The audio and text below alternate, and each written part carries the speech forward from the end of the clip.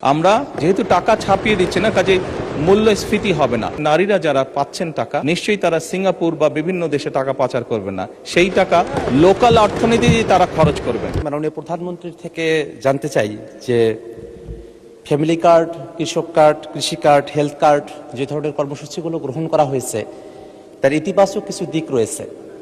জানার বিষয় হলো যে ঠিক কতজন ব্যক্তিকে বা পরিবারকে এই কার্ডগুলোর আওতায় নিয়ে আসা হবে, তাতে কতটুকু বাজেট বরাদ্দ করা হবে এবং সেই বাজেট বরাদ্দ সমন্বয় করতে গিয়ে মূল্যস্ফীতি, মুদ্রাস্ফীতির মতো পরিবেশ পরিস্থিতি তৈরি হওয়ার মতো পরিস্থিতি তৈরি হয়, সেটার ব্যাপারে সরকারের পরিকল্পনা কি? আপনার মাধ্যমে মাননীয় প্রধানমন্ত্রীর কাছে সে ব্যাপারে জানতে চাই। মাননীয় প্রধানমন্ত্রী। ধন্যবাদ মাননীয় সংসদ সদস্য।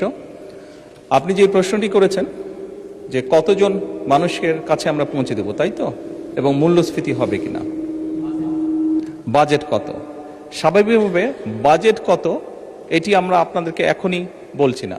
অর্থাৎ আমরা পর্যায়ক্রমিকভাবে জিনিসগুলোকে সামনে এগিয়ে নিয়ে যাব।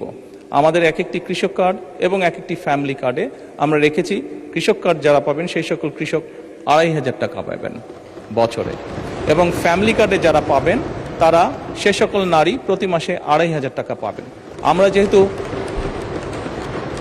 আমরা যেহেতু প্রতি মাসে এটিকে এক্সটেন্ড করতে থাকবো, অর্থাৎ অধিক সংখ্যক নারী কৃষক কার্ড পাবেন, অধিক সংখ্যক কৃষক কার্ড পাবেন। একবারে সবাইকে দিচ্ছে না, পৃথিবীর কোনো দেশের পক্ষে একবারে সেটি সম্ভব না করা। সেই জন্য প্রতি বছরই আমরা বাজেটের স্যাংশন বাড়াবো, প্রতি বছরই বাজেটে আমরা টাকা অ্যালোকেট করব, এভাবে পর্যায়ক্রমিকভাবে ধীরে ধীরে আমরা এগোবো। এবং অবশ্যই বাজেটের প্রাধান্য পাবে। এবং আপনি যেটা বলেছেন মূল্যস্ফীতি হবে কিনা, আমরা তো টাকা ছাপিয়ে দিচ্ছি না। আমরা যেহেতু টাকা ছাপিয়ে দিচ্ছি না, কাজে মূল্যস্ফীতি হবে না। বরং আমরা মনে করি এই টাকাগুলো যখন মার্কেটে যাবে, যারা কৃষক কার্ড পাচ্ছেন সেই সকল কৃষক, যারা প্রান্তিক পর্যায়ে নারীরা যারা পাচ্ছেন টাকা, নিশ্চয়ই তারা সিঙ্গাপুর বা বিভিন্ন দেশে টাকা পাচার করবে না, সেই টাকা লোকাল অর্থনীতি তারা খরচ করবেন।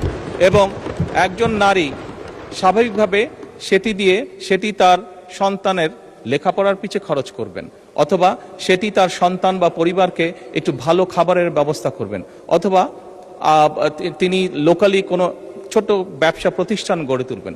ফলে যেটা হচ্ছে, যেই টাকাটা সরকারের কাছ থেকে তার কাছে যাচ্ছে সেই টাকাটা লোকাল ইকোনমিকে শক্তিশালী করছে, লোকাল ইকোনমিতে সেটি রোটেট করছে।